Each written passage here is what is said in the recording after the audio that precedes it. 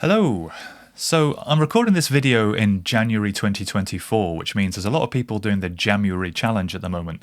That's the challenge to do a patch a day.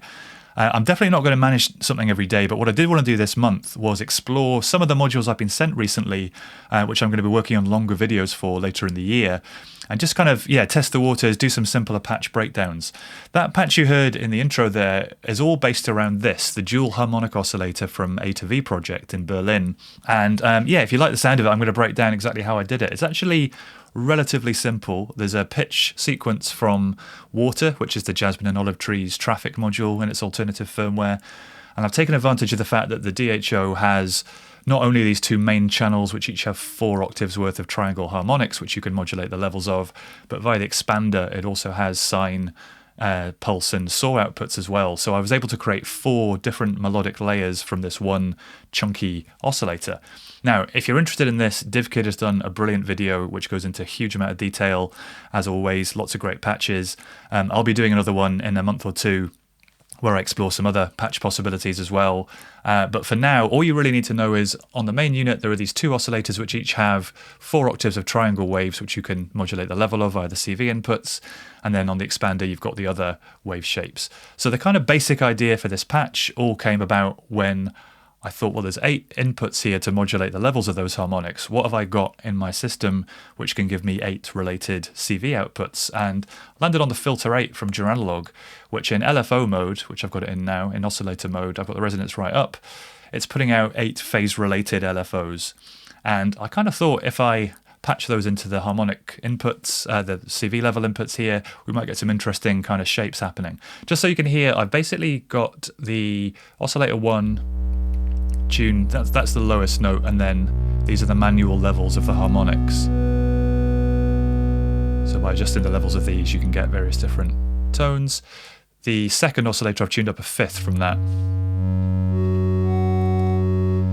So between the 2 of them, we should get some interesting kind of modulation going on. So let's just patch in the outputs of Filter 8, which is just oscillating as a sine LFO quite slowly. If I go into H1, first of all with the first 2, and then if I turn up these CV inputs, and I'm just going to keep patching these in order. I'm going to go harmonic 2, and harmonic 3,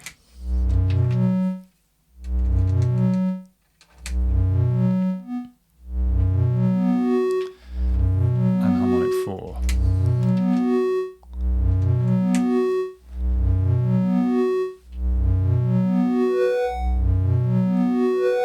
Take the levels of the upper ones down just a fraction. And now when I adjust the LFO speed,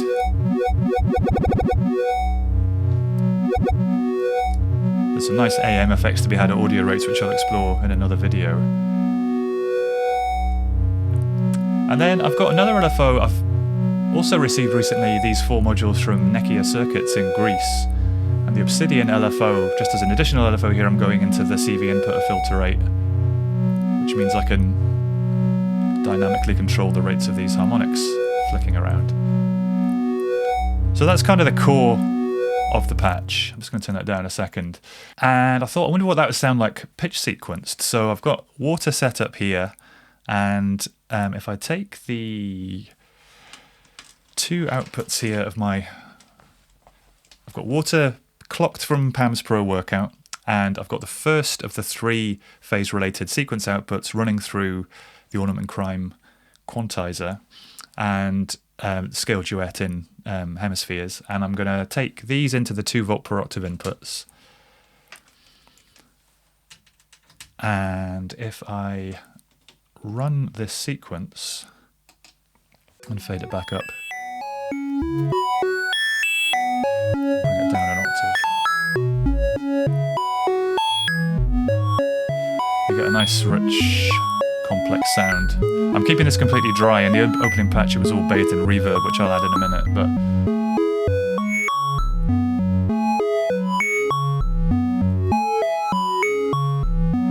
so that's already quite a nice, complex dual layered kind of thing. I'm patching the outputs, by the way, one slightly left and one slightly right for a bit of stereo effect as well. But the other thing I wanted to do was use the some of the other outputs from the oscillator to play slightly more conventional melodies to kind of anchor the patch. So I've taken the sine out of channel 1, or the top oscillator. I've patched that directly into the external input of the wave folder section. I'm not running the main harmonic oscillator outputs into the wave folder, just that external input. So that output sounds like this. So it's running through the wave folder with a little bit of folding and into the Nekyia LPG here, and that's being controlled by this pip slope envelope, which has just got a slightly more complex trigger pattern coming out of Pam's Pro. So that's the kind of underlying sequence at its most basic, really. And by adjusting the fold amount. And then for this patch, what I ended up doing was taking the joystick here, this transient modules joystick at the bottom of my case, one side to control the decay time, and one side to control the amount of folding via the fold CV. So now I can got quite a lot of control with this little joystick down here. And just for another layer, I've got the pulse output going to the other LPG. That's being driven by an envelope from Stages, and the trigger pattern for that envelope is a Euclidean pattern out of Pam's, which is a lot more sparse.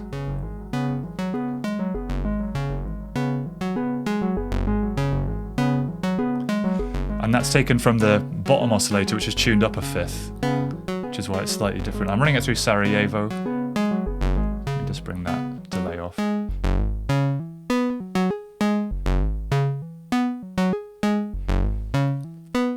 And I've got the other side of Obsidian doing a little bit of PWM on that pulse wave, quite slowly. So that in combination with the first one.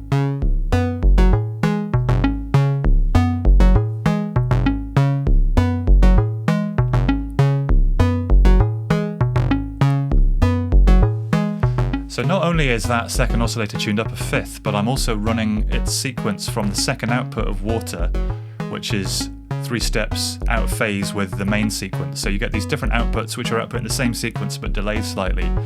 So we get this lovely interplay.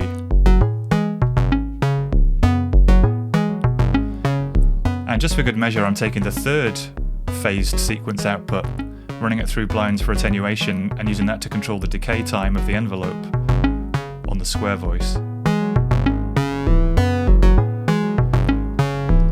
Which means some notes, the decay lets a bit more of the underlying sequence through. And if we combine that with the harmonics on the top, and if we give everything a bath in some reverb now, and there's just one more finishing touch really, which is another slow wave from Pam's Pro, a Divide 32, which is just going to give me a small voltage every couple of bars for some pitch offsets to transpose the sequence.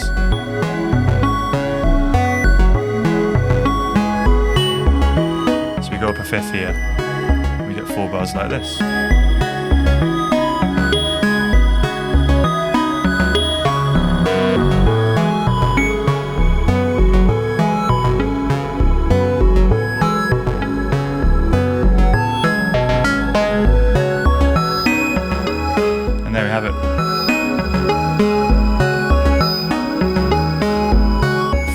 Parts all coming out from that one big chunky oscillator, all derived from this one simple sequence, quantized and transposed. And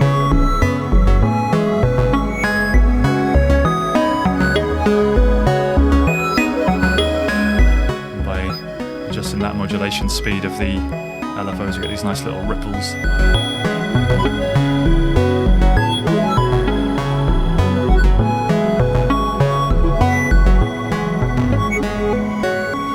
Final touch in the opening patch was to introduce a bit of FM, which is normal from oscillator 1.